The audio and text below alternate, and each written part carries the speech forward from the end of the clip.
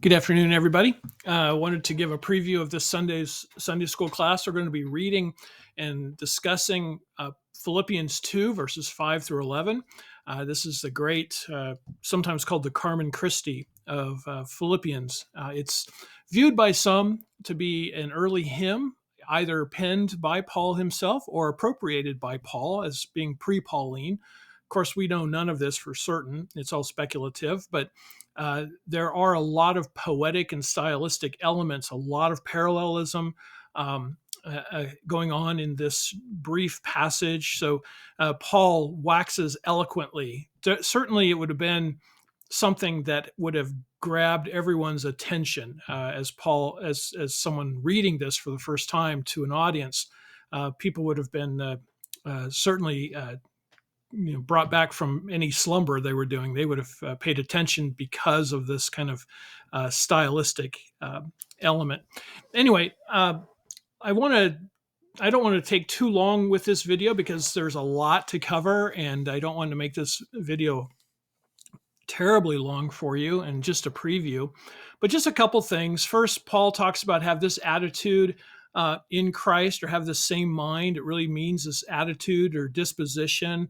We see it as a smooth transition from what he had said in verses 3 and 4 about making my joy complete, being of the same mind, and considering others as more important than yourselves. And so, to sort of illustrate this or highlight it, he turns our attention to the person of Jesus Christ. And here we see Paul is going to focus on Jesus Christ and the life that he lived in humility, even though all the while he was this glorious Son of God and had all the advantages that the world could offer him, as well as heaven above.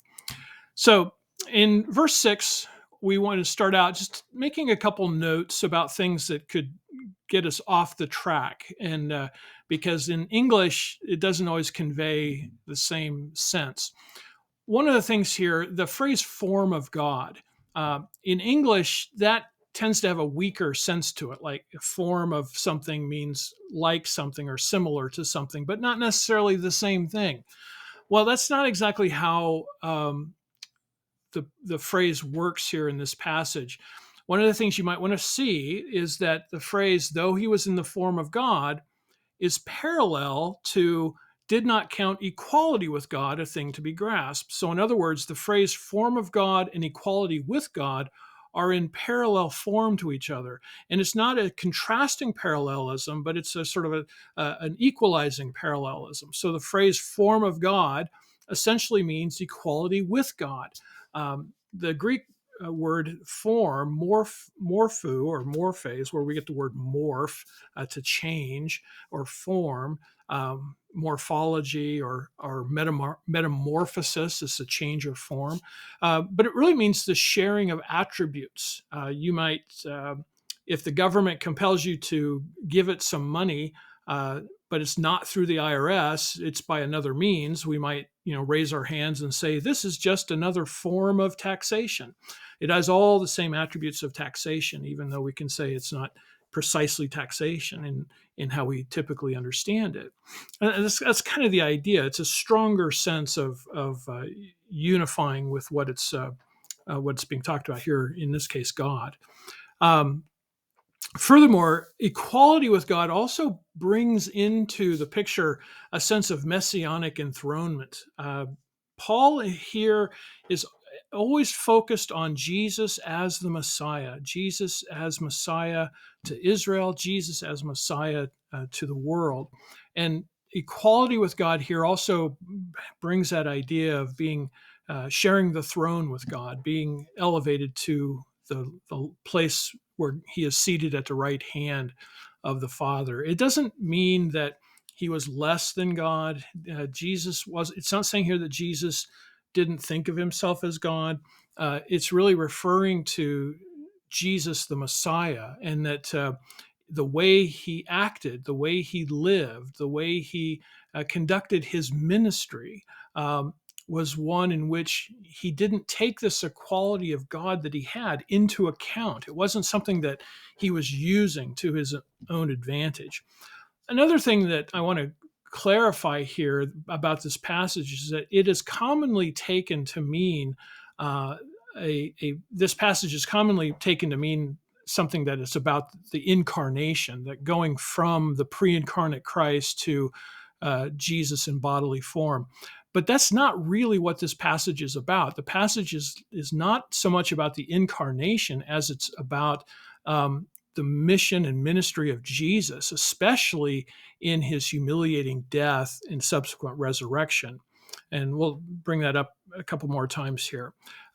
For Jesus to assume or to ascend to that place of being seated at the right hand of God the Father, he had to go through a time of testing and a time of humiliation, and in doing that, he's mirroring, in a way, the story of our first parents, Adam and Eve. Jesus himself had to go through a time of Adamic testing before his exaltation. Theologians will talk about the active obedience of Christ, and that's kind of what is in view here. In verse 6, we continue that we see that equality with God was not a thing to be grasped. And I want to point out here that, literally it means seized or grabbed after. There's really a sense of taking. And it alludes to Adam in the Garden of Eden and the fruit of the tree of the knowledge of good and evil. But furthermore, it also taking something or grasping at something in this way, the way it's phrased, is really a Greek idiom that's more common throughout Greek literature that means something like he didn't count equality with God as an advantage to be taken of. He didn't take advantage of the fact that he was equal with God in order to do something or accomplish something. And so the idea here is that even though he was equal with God, or it had that, he was God, he didn't use that to his advantage. So he appears as fully human, as he is fully human. And even though he's fully human, he's also fully divine, but he didn't, sort of use his divinity as a life hack to make things easier for himself. He fully lived a human life. And this, too, as I mentioned, it's an allusion both to Adam in the garden, but also to Jesus in the wilderness. When we think of Jesus being tempted by Satan, time and again, Satan's strategy was to use to your advantage who you truly are as the Son of God. And Jesus time and again said no to that temptation. And that's what Paul's alluding to here. Even though he was equal with God, he did not see that as something to be grasped. And then finally, we come to 7 and 8, which brings us to sort of the heart of the passage, where Jesus, rather than taking advantage of who he truly was as the second person of the Trinity, as the Son of God, this exalted sort of status, he didn't use that to his advantage. Rather, he humbled himself. And of course, when we read this with the backdrop of the church in Philippi, the importance in that culture of trying to best your peers and going after that prize for being esteemed by others, you couldn't imagine a more counter-cultural picture than the person of Jesus Christ. Verse 7 begins, but he emptied himself. Now, want to clear this up. This is often mistaken, especially if we read this passage as a description of the incarnation. We get ourselves into trouble. Sometimes people will say, well, at the incarnation, he emptied himself of his glory, or even worse, some will say he emptied himself of his divinity. No, it doesn't mean that. He emptied himself, period. He didn't empty himself of something else. The phrase is really identical to the suffering servant of Isaiah, where we see the Messiah will pour out his own life. He empties himself. He's pouring himself out. It's an expression of humility.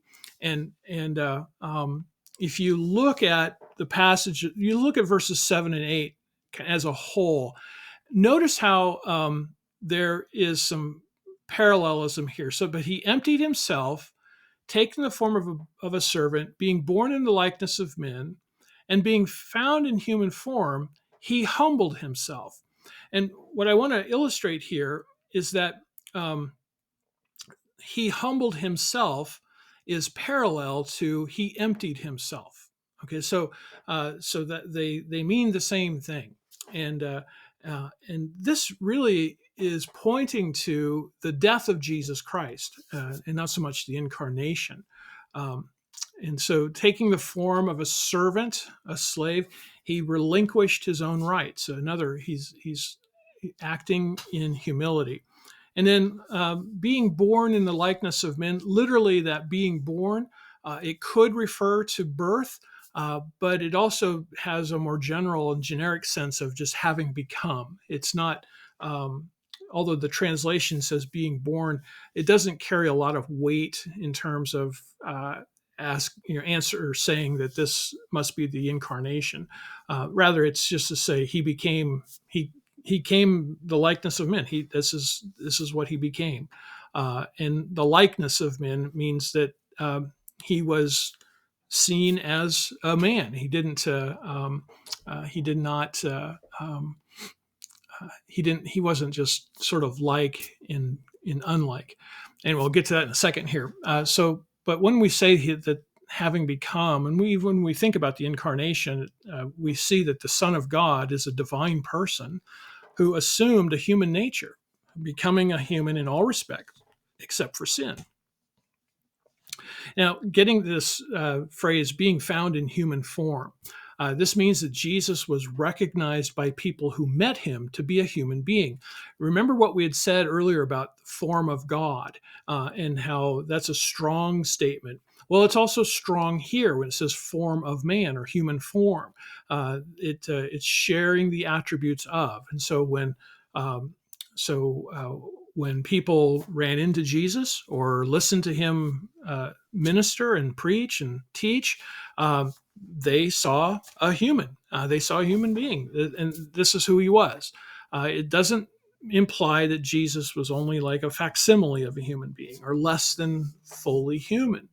He was true God and true man. Now, he was a divine person that assumed a human nature. But in the assumption of his human nature, he takes on humanity in its fullest.